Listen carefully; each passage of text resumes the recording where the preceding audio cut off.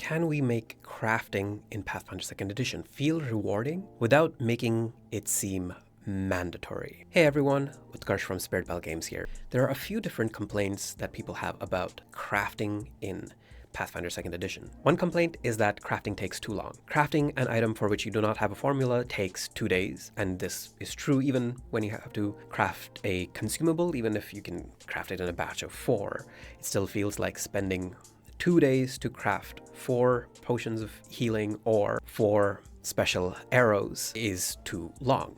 Specifically, 2 days is too long to craft an item mid-adventure. It seems like an activity that's just reserved for downtime in between adventures, and at that point, why not just go search for the item in a shop and buy it? The second issue is that crafting requires a workshop, and many adventures take place out in the wilderness.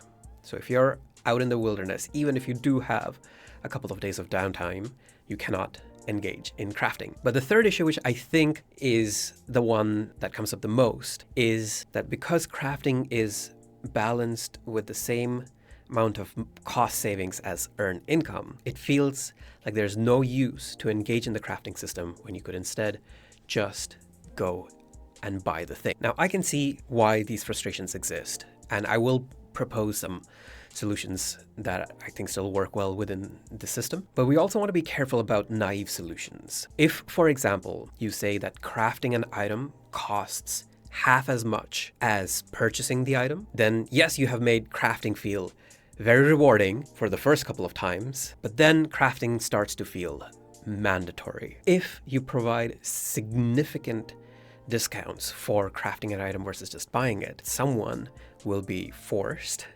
to pick up crafting, or else the entire party is paying twice as much to buy the items that they want. Now, it can be argued that there is a number somewhere between the 100% cost that Paizo sets and the 50% cost that someone might naively set that would be appropriately balanced. I want to say that there actually isn't, because when you get to the point where that number is satisfying to a player, for example, let's say a player is very satisfied by getting a 35% discount, then that player sees that number, that 35%, as a significant amount. And so just as they would be happy to save that amount, they would also feel significantly punished if they had to buy the item at the full cost. So whatever percentage number you select, either it's significant enough to both feel rewarding with crafting but also feel frustrating when doing purchasing, or it's small enough that it doesn't feel significant either way. And so once you get to any number that is significant enough to feel rewarding, then you have suddenly crossed over to making crafting feel mandatory, because otherwise the party will feel frustrated. So let's think through other ways of addressing this. First up, and the easy one, instead of everything being available to purchase at any settlement, make sure that only items of the settlement's level and lower are available to purchase.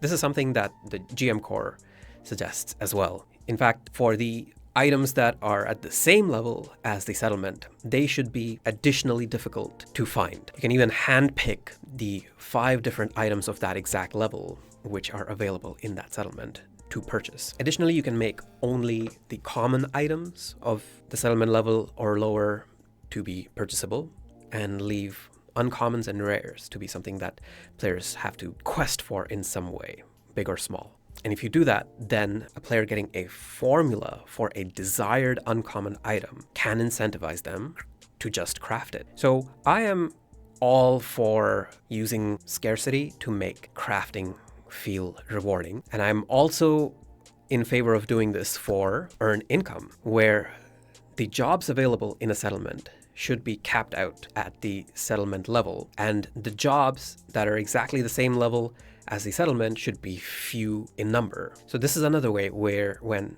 players are higher level than their settlement, that crafting an item, any item, ends up being more financially rewarding than trying to earn income in that settlement. But the thing to notice about both of these solutions is that the rewarding feeling comes in at higher levels. Once players are at sufficiently high level that their settlement is at a lower level, then they can feel the rewards of investing into crafting. And I don't want it to necessarily be just at the higher levels.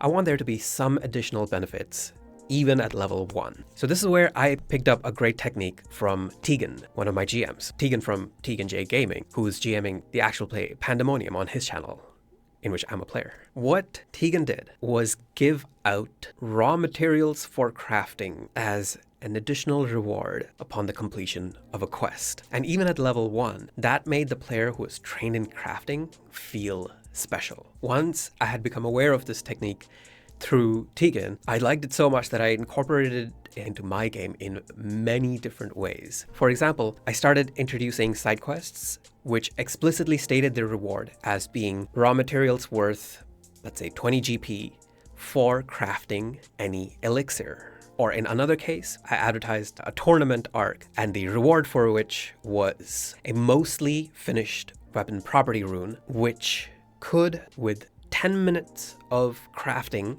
and a successful check, be converted into any level 8 or lower weapon property rune, and it did not require a workshop to do this. And now suddenly the versatility that crafters want to engage in, and the feeling of being able to utilize ingredients in a way that a party without a crafter could not, all of that was given to the party. But also it was in the control of the GM. If the GM felt that the treasure rewards were going too far beyond the expected treasure guidelines, then they could rein in how much crafting materials they were giving out. Though I will say that going 50% over the recommended treasure by level is not that big of a deal, especially if you give it in form of consumables or raw materials for consumables. Now, if you are concerned that players will just craft a whole bunch of healing potions, which will make fights a lot easier, Pathfinder,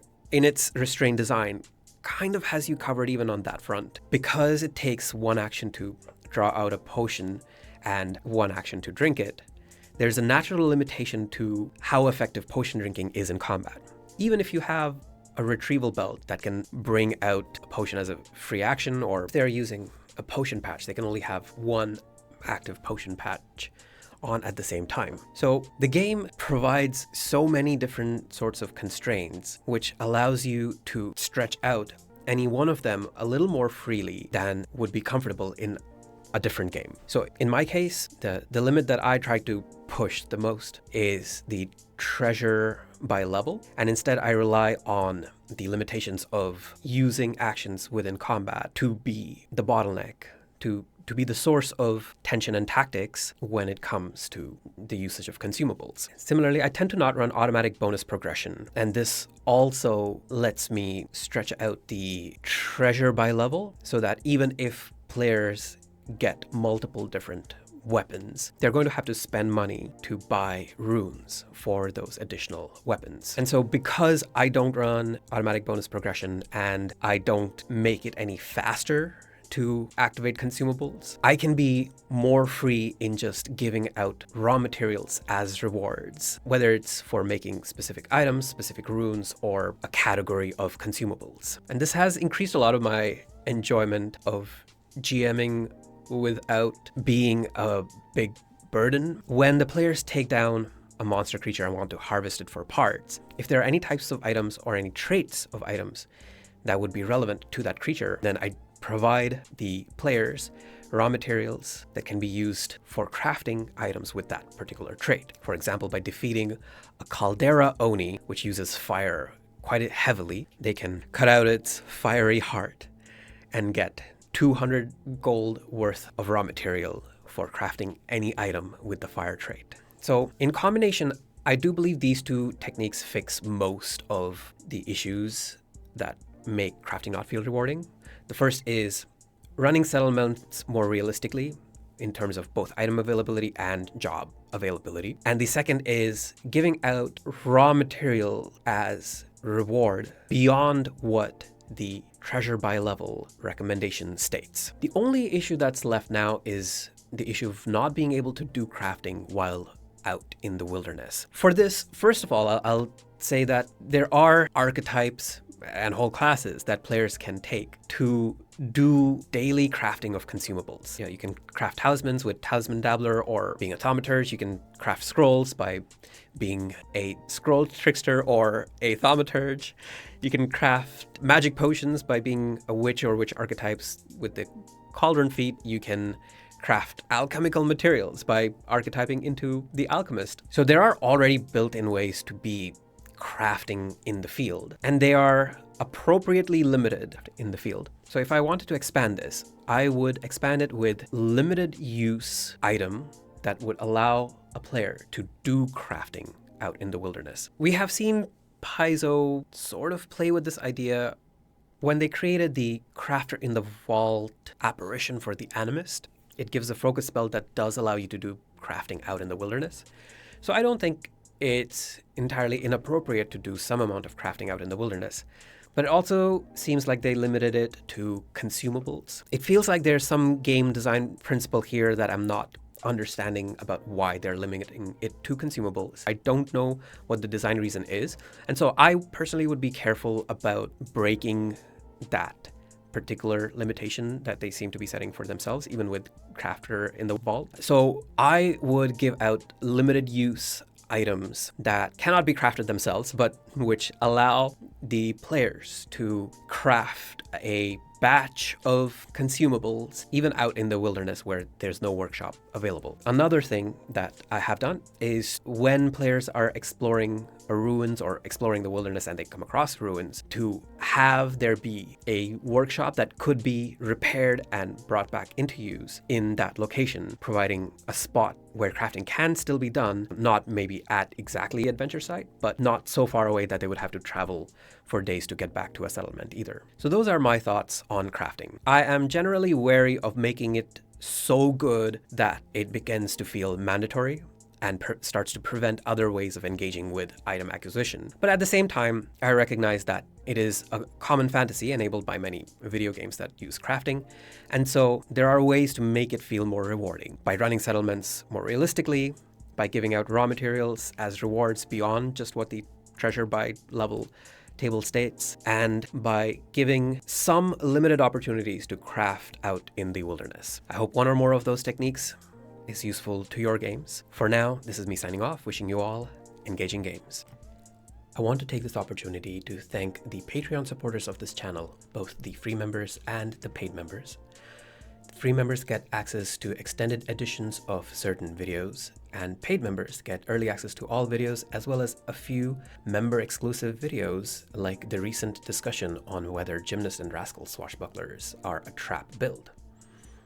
Additionally, all paid members get access to all PDFs, including the Conduit class, the Warden's Hunt, which are one-shot monster hunts for different levels, and now the reworks of the subsystems.